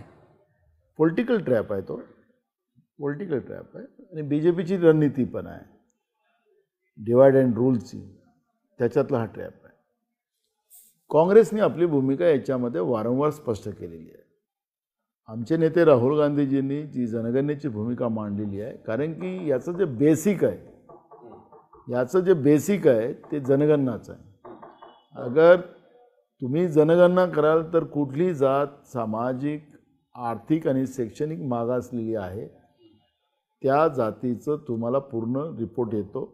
आणि हा नॅशनल व्हायला पाहिजे, हा स्टेटचा नाही आहे, हा नॅशनल आहे. बिहारने केलेला आहे, पण तो त्याला फार काही कारण की आखरी मागासल्या जातींना सामाजिक आणि आर्थिक शैक्षणिक मजबूत करायचं असेल तर केंद्रातले पैसे त्यांना मिळालेच पाहिजेत. राज्याच्या आर्थिक मर्यादा असतात, केंद्राने त्याला दिल्याच पाहिजे. आणि हे संविधानिक आहे. हे काही कुठलंही सरकार आलं म्हणून ते वेगळं करेल असं नाही. हे संविधानिक अधिकार आहे. शेड्यूल टाईप असतील, शेड्यूल कास्ट असेल, ओबीसी असेल, भटके विमुक्त जाती असतील, या सगळ्या मागासल्या जातीच्या आर्थिक सामाजिक विकासासाठी त्यांनी केलंच पाहिजे. आता या देशामध्ये जनगणना 1931 पासून ओबीसीची झालीच नाही. राहुल गांधींचा एक या ठिकाणी स्पेशल उल्लेख केला, तुम्ही राहुल गांधींचा उल्लेख केला. त्या माणसामध्ये एक प्रामाणिकता आहे. त्यांना जेव्हा जनगणनेचा उल्लेख मीडियाच्या समोर त्यांनी केला त्यावेळेस मीडियाने विचारलं त्यांना की तुम्ही का नाही केलं, तुमचं सरकार होतं तर. त्यांनी म्हटलं ते आमची चूक आहे. एका मिनिटात बोलले, थांबले नाही, त्याला काही फिरवत बसले नाही. ती प्रामाणिकता त्यांची आहे, ही आमची चूक आहे, पण हे झालं पाहिजे. आणि याच्यामध्ये या सगळ्या मागासल्या समाजाला मुख्य प्रवाहात आणण्यासाठी ही व्यवस्था निर्माण केल्या पाहिजे आणि त्या दृष्टिकोनातली ही तयारी व्हायला पाहिजे. आता महाराष्ट्रामध्ये राज्य सरकारने परवाच्या पुरवणी मागण्यामध्ये 370 कोटी रुपये त्याच्यामध्ये ओबीसी आयोगासाठी राखून ठेवले. मुख्यमंत्र्यांच्या भाषणाच्या नंतर मी त्यांना विचारलं किंवा कुठल्या पॅरामीटरच्या आधारावर तुम्ही मराठ्यांना आरक्षण देणार आहे ते तुम्ही सांगा, स्पष्ट करा ना. कारण की इथूनच या सभागृहातूनच मेसेज जाणार. मराठा समाजाला असेल की ओबीसी समाजामध्ये जो वाद आहे तो थांबवण्याचं काम इथूनच आपल्याला करावं लागणार आहे. पूर्ण राज्य आपल्याकडे बघतो आहे, आपल्या त्या पॅरामीटरचा ते उल्लेख करायला तयार नाही तुम्ही. कारण की तुम्हाला एका सिंगल जातीचं सेन्सस करता येणार नाही, तुम्हाला राज्यातल्या सगळ्या जातीचं सेन्सस करावं लागणार. आता मागासवर्गीय आयोग नेमकं काय करणार आहे, सरकारची काय भूमिका आहे, त्यांना काय जबाबदाऱ्या दिलेल्या आहेत हे कळायलाच कारण नाही. निकष बदललेत, मागासलेपणाचे आरोप होत आहेत आणि दबाव आहे की त्याच्यामुळे त्यांनी राजीनामे चालले गेले. म्हणून सांगायचं तात्पर्य असं आहे की या सरकारला, म्हणजे मी तुम्हाला सांगितलं ट्रॅप हा शब्द मुद्दाम मी जाणीवपूर्वक वापरला. बरोबर. यांना ना मराठ्यांना आरक्षण द्यायचं आहे, ना ओबीसीना कुठल्या सवलती द्यायच्या, झुंजवट ठेवायचं आहे. आज हे भांडण आता बांधावर गेलं, घरापर्यंत पोहोचलं, ओबीसी आणि मराठ्यामध्ये वाद निर्माण केला. माझं तुमच्या माध्यमातून मी माझ्या महाराष्ट्रातल्या मराठा समाजाच्या आणि ओबीसी समाजाला सांगतो की आपण भाऊबंदच आहोत. ह्या सरकारच्या भांडणात तुम्ही फसू नका. पण जे तुम्हाला भांडवलं या सरकारने, या सरकारलाच आता सत्तेतून बाहेर. मी तुम्हाला सांगतो, केंद्रात आणि राज्यात आमचं सरकार आलं तर आम्ही शेड्यूल कास्टला पण आरक्षणामध्ये वाढ करू, आदिवासींच्या आरक्षणात वाढ करू, ओबीसींच्या आरक्षणात वाढ करू, मराठ्यांना पण आरक्षण देऊ आणि धनगरांना पण आरक्षणाच्या व्यवस्थेमध्ये आणू. ज्या काही जाती आरक्षणाच्या प्रतीक्षित आहेत त्या जनगणनेच्या आधारावरच त्यांना आम्ही संविधानिक अधिकार, त्याला संविधानिक शब्द मुद्दाम जाणीवपूर्वक वापरतो, संविधानिक अधिकार त्यांना आम्ही मिळवून देऊ. हे यांच्यासारखं पृथ्वीराज चव्हाण असताना तुम्ही दिलं, पण गेलं परत तुम्ही मुस्लिमांना पण दिलं, ते टिकलं नाही.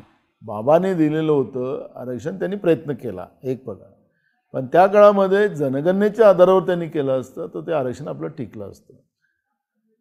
आमचं खायचे दात वेगळे आणि दाखवायचे दात वेगळे नाही आहे. आपण पाहिलं असेल की त्यावेळीचे तत्कालीन AG आपले ॲडव्होकेट जनरल कुंभकोणी त्यांनी तर जाहीर स्टेटमेंट केलं की मलाच फडणवीसने सांगितलं की तुम्ही याच्यावर अजिबात कोर्टामध्ये बाजू मांडायची नाही मराठ्यांची. त्यांनी सांगितलं, कुंभकोणींनी सांगितलं पदावरून उतरल्यानंतर. तर सांगायचं तात्पर्य असं की हे पाप आम्ही नाही करणार. मराठा समाजामध्येही मागासले लोक आहेत, त्यांना न्याय मिळाला पाहिजे, ही भूमिका काँग्रेस पक्षाची आहे. पण OBCच्या आरक्षणामध्ये त्यांची संख्या जास्त आहे, अनेक जाती त्याच्यामध्ये आहेत, त्यांचंही आरक्षण वाढलं पाहिजे. पण ही 50% सिलिंग केव्हा हटेल? सुप्रीम कोर्ट केव्हा आपल्याला त्याला न्याय देईल? ज्या दिवशी वास्तविकता जनगणनेच्या राष्ट्रीय संस्थेच्या आधारावर जेव्हा आम्ही कोर्टाच्या समोर मांडू तेव्हा 50%चं सिलिंग आपण तुटेल आणि त्याच्यामध्ये मग तुम्हाला ह्या सगळ्या जाती ज्या मागासलेल्या जाती आहेत त्याच्यामध्ये म्हणजे जनगणना झाल्यानंतर तुम्हाला असं वाटतं की आरक्षण तुम्हाला ते सांगितलं की काँग्रेस संविधानिक पद्धतीनं महाराष्ट्रातल्या आरक्षणाला प्रश्न सोडवेल. मराठ्यांनाही आरक्षण देईल, धनगरांनाही आरक्षण देईल आणि OBCचं आरक्षण वाढवेल, शेड्यूल कास्ट आणि शेड्यूल ट्राईबचं आरक्षण वाढवेल. हे मी तुम्हाला मुद्दामून रिपीट करतो आहे. आम्ही या ट्रॅपमध्ये आम्हाला फसायचं नाही आहे, कारण की आम्हाला जनतेचे प्रश्न महत्त्वाचे आहेत, शेतकऱ्यांचे प्रश्न महत्त्वाचे आहेत, तरुणांचे प्रश्न महत्त्वाचे आहेत, गरिबांचे प्रश्न महत्त्वाचे आहेत. महागाई हा सगळ्यात मोठा भस्मासूर जो आहे, कृत्रिम BJPने जो तयार करून ठेवला, त्या मला वाटतं की राम मंदिर वगैरे हे आता खूप झालं, लोक या प्रश्नावरती मतदान करतील. कारण असं आता दिसतंय राम मंदिर नाही. एक बघा, मी तुम्हाला सांगतो, मला काय राम मंदिराचं ऐका, राम मंदिराचं यांचं पाप यांच्या अंगावर येणार. म्हणजे मला तेच म्हणायचं की निवडणुका या खऱ्या मुद्द्यावरती लढवल्या जातील, लोक जागी होतील, असंतोष आहे असं तुम्ही म्हणताय. मला शेवटाकडेच आहे मुलाखतीच्या.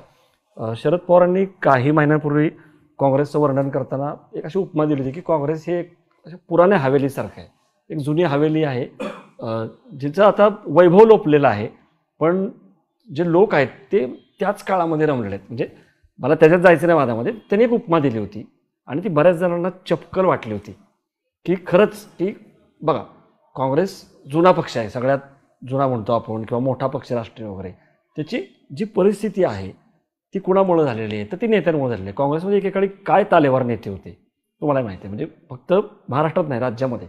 आता ते दिसत नाही. म्हणायचा हेतू हा आहे की काँग्रेसमध्ये ही जी मरगळ आलेली आहे ती कशी झटकणार. सगळेजण म्हणतात की काँग्रेसला दुसऱ्या कुणाची गरज नाही, काँग्रेसला हरवू शकतं. हे तुम्हाला मान्य आहे का? मुळामध्ये मान्य आहे का की काँग्रेसमध्ये आता तालेवार नेते तसे उरलेले नाही आहेत, काँग्रेसमध्ये मरगळ आलेली आहे आणि काँग्रेस हे जे आहे, मी जे परत परत म्हणतो की भाकरी फिरवायला किंवा तरुणांना संधी द्यायला एक सरंजामशाहीचा आरोप होतो काँग्रेसमध्ये, एक सरंजामशाही आहे नेत्यांची वगैरे. हे तुम्हाला मान्य आहेत का आरोप? आणि हे होणार आहे का? ह्याच्यासाठी काय शेवटी सांगा, कसं तुम्ही हे जे सगळं म्हणताय, तुम्हाला शेतीचा प्रश्न सोडवायचा आहे, महागाई मुद्दा तुमच्या दृष्टीने बरोबर आहे, बेरोजगारी आहे, तुम्ही आरक्षणाचा मुद्दा मांडला, हे सगळं ऐकायला छान वाटतंय. हे सगळं येणार, शेवटी कळीचा मुद्दा पैसे. निवडणुका शेवटी पैशाचा खेळ आहे. तुम्ही मगाशी उल्लेख केला की इलेक्ट्रॉनिक बॉन्ड आकडे आलेले आहेत, कोणाला किती पैसे मिळत आहेत. काय आहे काँग्रेससमोर? या सगळ्या अडचणी दिसत आहेत, निधी सकट. कसं करणार आहे काँग्रेस? पवारसाहेब या ज्येष्ठ नेते आहेत महाराष्ट्राचे, ते आदरणीय आहेत आमच्यासाठी. ते पण काँग्रेसमध्ये होते. ते का गेलेत का नाही त्याच्याबद्दलचं मला त्यांच्यावर आज चर्चा करायची नाही. पण एक गोष्ट सांगतो की जे तुम्ही वारंवार एक प्रश्न विचारताय तो पण मी प्रामाणिकपणे बोललो पाहिजे, कारण माझा स्वभावच आहे, त्याला मी काही लपवून काही बोलत नाही. आम्ही नवीन लिडरशिप महाराष्ट्रामध्ये उभी होऊ दिली नाही. जे तुम्ही सांगितलं की तेच चेहरे पुढं आलेत आणि त्याच्यामुळे काँग्रेसचं मोठं नुकसान झालं, हे आम्हाला कोणालाही नाकारता येईल. मी मागच्या पदवीधरच्या निवडणुकीच्या काळातही मी त्या पद्धतीचं बोललोही होतो. मी ज्या दिवशी महाराष्ट्र प्रदेशचा अध्यक्ष झालो त्या दिवशी सांगितलं की आम्ही 80% नवीन चेहऱ्यांना संधी देऊ, असं मी 2 वर्षाच्या पहिले बोललो होतो. हे आमचे नेते राहुल गांधींची आणि खरगे साहेबांची पण मनापासून इच्छा आहे. आम्ही तो प्रयोग तेलंगणामध्ये केला. सगळे नवीन चेहरे आहेत, जे 20% जुने आहेत आणि 80% सगळे नवीन चेहरे आहेत. ते आम्ही 2 वर्षाच्या पहिले सांगितलं आहे. आता तर आम्ही 90% जाणार आहोत. 90% जाणार आम्ही.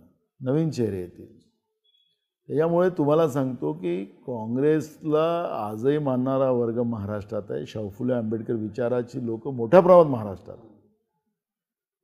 ज्यांचं कुठंच काही अस्तित्व नव्हतं ते सत्तेत आहेत. तुम्हाला आता निवडणूक आहे, मी आज काही बोलणार ते हे होईल, पण मी तुम्हाला सांगतो की कसबा हे आमचं हे होतं, काय म्हणते त्याला, ट्रेलर होतं. अजून तर बाकी पिक्चर खूप बाकी आहे. कसबा तर आमचं ट्रेलर होतं. सर, पुण्यात तुमचा उमेदवार कोण आहे? मी पुण्यात काम करतो, पुण्यामध्ये मी बरेच वर्ष मी कव्हर करतोय. जेव्हा नाव पुढे येईल त्यावेळेस तुम्हाला लागेल की कारण का सांगतो मी, कॅन्डिडेटला तुम्ही तिकीट दिली. कारण आता बघितलं तुम्ही की जे हारलेले आहेत निवडणूक त्यांना तिकीट देऊ नका, तुमच्याकडेच मागणी झालेली आहे.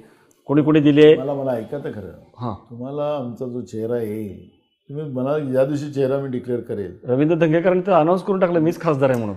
त्याला आता नवीन आहे बिचारा पक्षामध्ये, तो त्याला असं डिक्लेअर करायला नाही पाहिजे, पण त्याने बोलला तो. पण जेव्हा आमचा चेहरा येईल तेव्हा तुम्हाला लक्षात येईल की नानांनी बरोबर केला. मी धंगेकरच्या याच्यामध्ये केला ना निर्णय, तिथल्या तिथं केला ना, तर मी त्या निर्णयाला तातडीनं जो मेरिट आहे, मी तुम्हाला मगापासून सांगतो आहे की आम्ही मेरिटवर घेणार, आम्ही कोणाच्या चपलुसीवर करणार नाही. बरोबर. तुम्ही ज्या दिवशी आमचा कॅन्डिडेट डिक्लेअर होईल त्या दिवशी सांगाल की नानांनी आम्हाला त्या दिवशी सांगितलं होतं की कॅन्डिडेट निवडून येईल. शेवटचा प्रश्न इंटरव्ह्यूच्या शेवटी, भारत जोडो न्याय यात्रा जी आहे ती महाराष्ट्रामध्ये येते.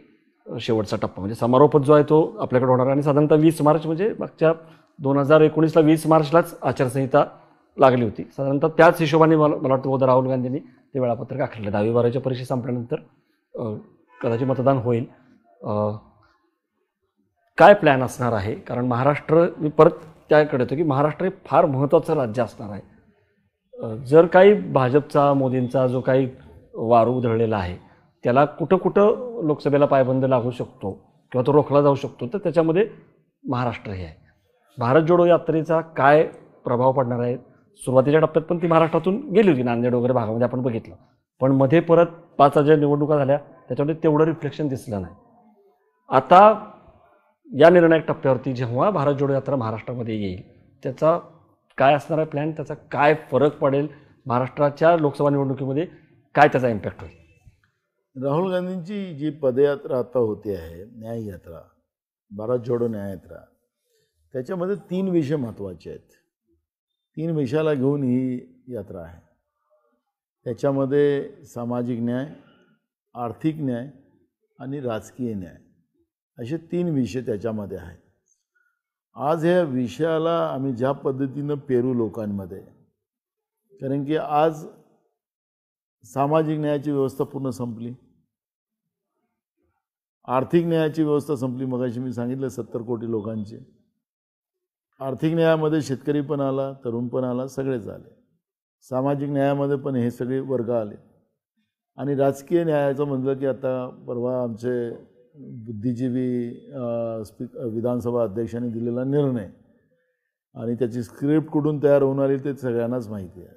पहिलं स्टेटमेंट आमचं स्क्रिप्टचं आमचंच आहे. आता आज मी काही पेपरमध्ये दुसऱ्यांचे वाचलेत, पण स्क्रिप्टचं आमचं स्टेटमेंट होतं. सांगायचं तात्पर्य असं आहे की या सगळ्या व्यवस्थेला लोकांना, महाराष्ट्रासारखं राज्य आहे, महाराष्ट्रामध्ये शाहू फुले आंबेडकरांचा विचाराचा महाराष्ट्र म्हणतो आहे, देशातलं दुसरं राज्य नाही आहे विचाराचं, हे फक्त महाराष्ट्र आहे शाहू फुले आंबेडकर विचाराचं. तर याला लोकशाही संपत आहे, संविधानिक व्यवस्था संपवणारी व्यवस्था या देशामध्ये सत्तेत आहे, त्याची जाण असलेला हा महाराष्ट्र.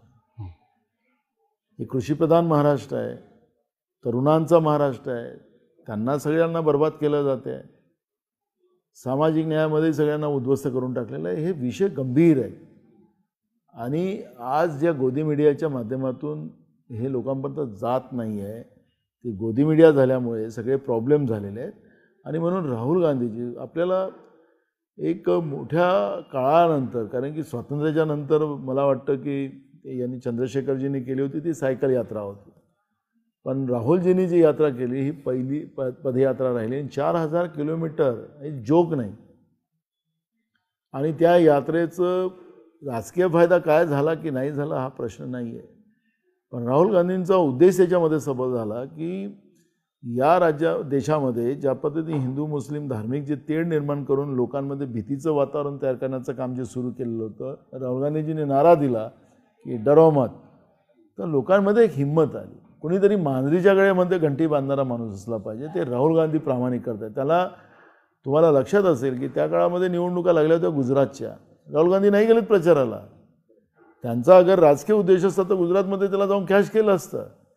कोरोनामध्ये देशामध्ये लोक मरत होते आणि पश्चिम बंगाल जिंकण्यासाठी अमित शहा आणि मोदीजी तिथं बॅन्जी करत बसले होते. उपराष्ट्रपतीचा नकल करली त्या तृणमूल काँग्रेसच्या खासदारांनी त्याचं बार भाषण केलं परवा मोदीजींनी. तर राष्ट्रपतीच्या हाताने तुम्ही संसदेचं उद्घाटन का नाही केलं? एका आदिवासी महिला आहे, तिचं पाय लागला असतं ते अछूत झाली असती का नवीन संसद भवन? तर या पद्धतीच्या या घमंडी व्यवस्थेला मी सामाजिक न्यायाची भूमिका मांडली. तुम्हाला तुमचं सांगता येतं, तुम्ही पाप केलं त्याचं काय नाही सांगितलं? राष्ट्रपती आहे ती, आदिवासी महिला आहे म्हणून काय ती राष्ट्रपती आहे ना? तिला ती गरिमा आहे, त्या संविधानिक पदावरती बसलेली आहे. ती दोन्ही सभागृहाची प्रमुख आहे, प्रधानमंत्री प्रमुख नाही आहे. आणि त्यांना उद्घाटन करू देत नाही तुम्ही. म्हणजे हा जो व्यवस्था आहे या व्यवस्थेला आम्ही पेरू खाली.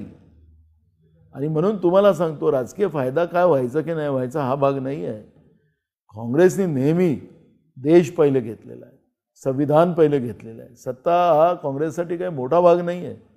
आम्ही सत्तेच्या बाहेरही राहिलो, अनेक वर्ष सत्तेतही राहिलो, पण देशाची बर्बादी आम्ही नाही करू दिली. तुम्हाला वाटतं ही निवडणूक जी आहे, अनेक जण म्हणतात की फार असाधारण आहे, कारण ही या 2024च्या निवडणुकीनंतर ही संविधानाची लढाई आहे. संविधान टिकवण्यासाठी लढाई आहे.